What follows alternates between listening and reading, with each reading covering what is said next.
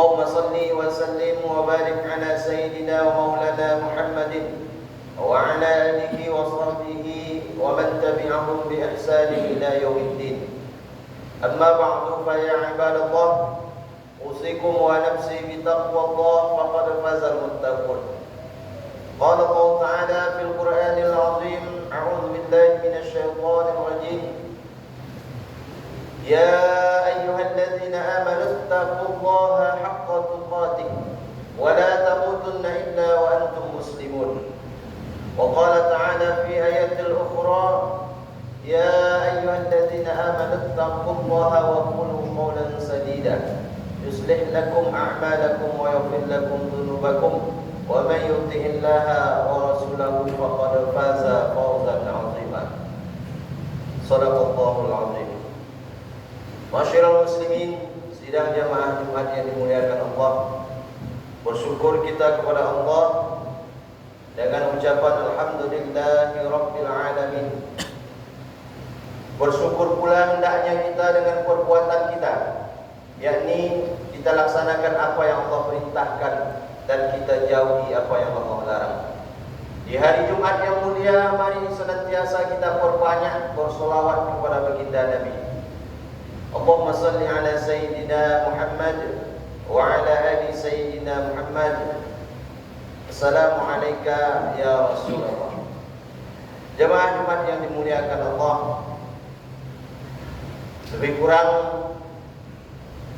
5 hari lagi kita akan melaksanakan satu perintah yang menjadi syariat dalam agama kita, yaitu ibadah kurban.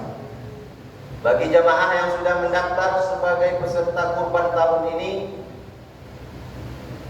alhamdulillah, mudah-mudahan nanti kurbannya itu diterima oleh Allah Subhanahu wa taala dan akan mendapatkan balasan pahala yang besar dari Allah, sebagaimana yang dikatakan oleh Nabi sallallahu alaihi wasallam, bi kulli sya'aratin hasanah. Pada setiap bulu hewan kurban itu ada pahala.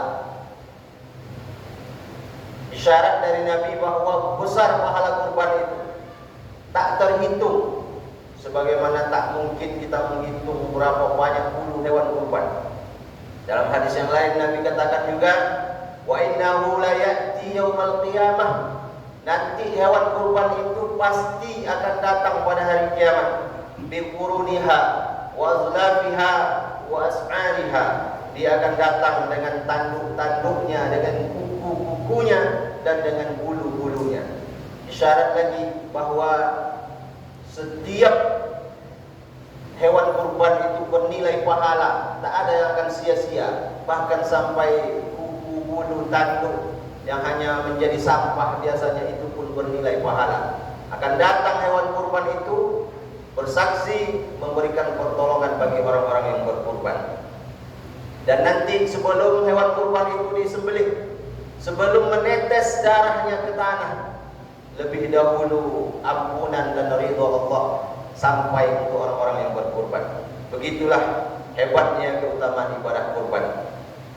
Namun jemaah, selain dari itu, ada satu hikmah besar yang terkandung dalam ibadah kurban yang bisa kita ambil pelajarannya, bahwa kurban itu bukan hanya sekedar menyembelih sapi, menyembelih kerbau, menyembelih kambing atau menyembelih onta, tapi dalam ibadah kurban itu ada pelajaran besar tentang pengorbanan untuk menegakkan agama Allah, terutama pengorbanan dengan harta. Sudah menjadi tabiatnya manusia itu sangat cinta kepada harta, siapapun dia. Allah mengatakan dalam Al-Quran, wa tuhibbunal mala hubban jamma. Kalian manusia sangat cinta kepada harta. Maka karena cinta itu seringkali manusia merasa berat untuk mengeluarkan hartanya, karena takut miskin, karena takut kekurangan, karena takut masa depan yang tak pasti. Padahal justru disitulah letak ujian iman. Allah berfirman, ya ayyuhallazina tansurullaha yansurkum. Kalau kalian tolong agama Allah, maka Allah akan menolongmu. Wa yusabbit aqdamakum, dan Allah akan meneguhkan kedudukanmu. Allah akan muliakan engkau. Maka menolong agama Allah bukan karena Allah butuh pertolongan kita, bukan karena Allah itu lemah butuh kita tolong agamanya, bukan. Tapi menolong agama Allah itu adalah ujian bagi kita. Apakah kita mau berkorban untuk agama ini atau tidak? Salah satunya adalah berkorban harta. Karena harta yang kita sangka milik kita itu sebenarnya hanyalah titipan dari Allah, amanah dari Allah Subhanahu wa taala, yang nanti akan diminta pertanggungjawabannya oleh Allah. Nabi katakan, la tazulu qadama 'abdin yaumal qiyamah, tidak akan bergeser kaki seorang hamba nanti di hari kiamat, hatta yus'al an arba', sampai dia ditanya tentang 4 perkara.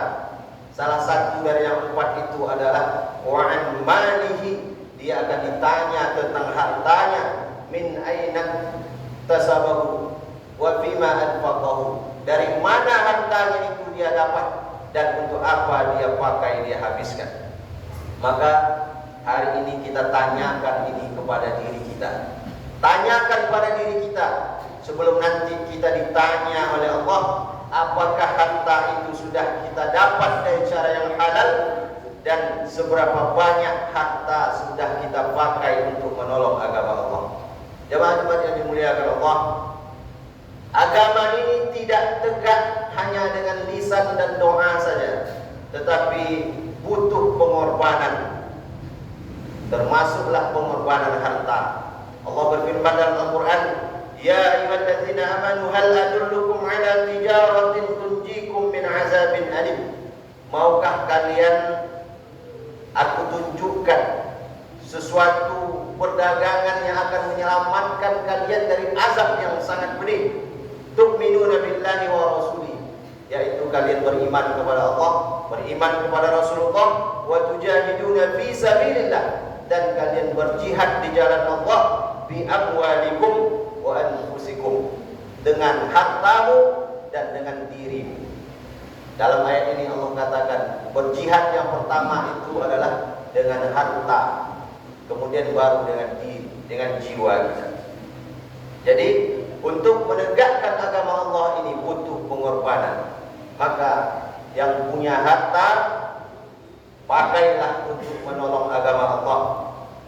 Beri makan fakir miskin, santuni anak yatim, bantu guru-guru ngaji, buatkan sekolah agama yang murah, bantu kegiatan-kegiatan dakwah, bantu pembangunan masjid, ikutlah berkorban semua kegiatan-kegiatan agama, bantu dengan harta kita.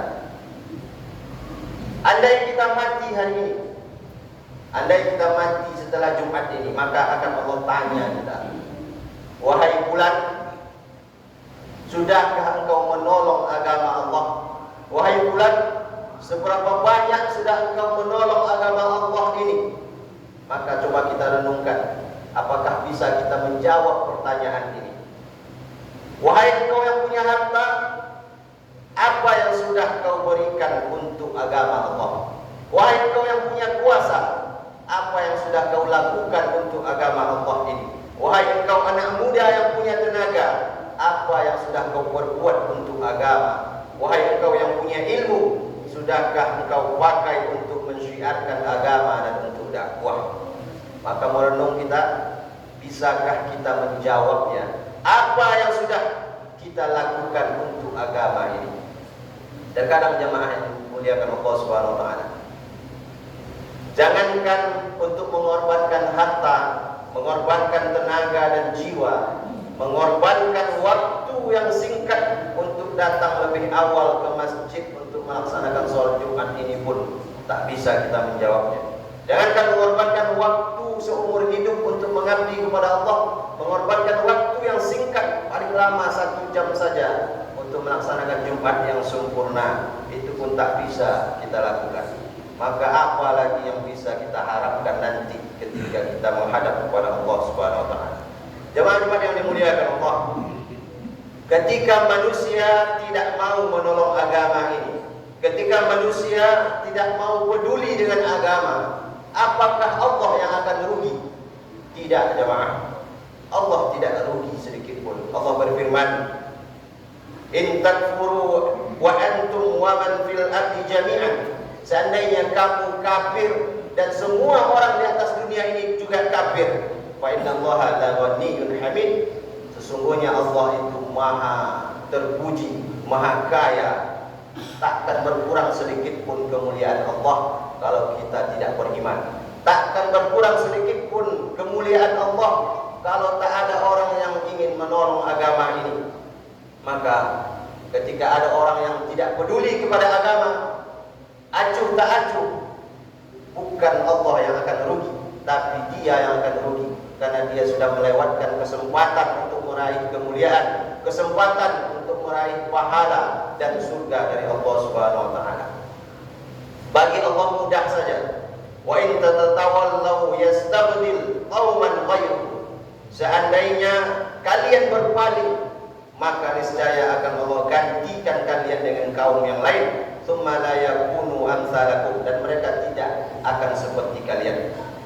Nabi SAW bersabda, la tazalu qa'ifatun min ummati zahirina 'alal haqq. Akan selalu ada sekelompok orang dari umatku itu yang akan berada di atas kebenaran. Jadi kalau kita tak peduli, akan Allah datangkan orang-orang yang peduli dengan agama ini. Kalau kita tidak ikut, akan Allah datangkan orang-orang yang akan menolong agama ini. Maka agama ini akan tetap tegak. Pembangunan masjid akan tetap selesai. Anak yatim, fakir miskin akan tetap ada yang memberikan santunan. Pemotongan hewan kurban akan tetap ada setiap tahunnya. Agama ini akan bangkit, akan tegak, karena yang menjaga agama ini bukan manusia, tapi Allah Subhanahu wa taala. Yang jadi pertanyaannya adalah, apakah kita ikut di dalamnya atau tidak? Apakah ada nama kita tercantum di dalamnya atau tidak? Apakah ada harta kita, sumbangsi kita yang berperan di dalamnya atau tidak? Maka berbuatlah untuk agama ini sesuai dengan kemampuan kita tentunya. Tak perlu kita menunggu kaya untuk membantu agama, karena yang dinilai oleh Allah itu bukan jumlahnya, tapi keikhlasannya. Namun semestinya semakin besar kemampuan, semakin besar pula hendaknya pengorbanan kita. Seekor semut hanya bisa membawa sebutir gula, tapi seekor gajah bisa membawa sebatang pohon kelapa. Berbuat sesuai kemampuan kita. Jangan takut harta akan habis. Jangan takut harta akan berkurang ketika kita pakai untuk menolong agama Allah. Allah sudah berjanji dalam Al-Quran, wa ma anfaqtum min syai'in fahuwa yukhlifu. Setiap harta yang engkau keluarkan di jalan Allah, pasti akan Allah ganti.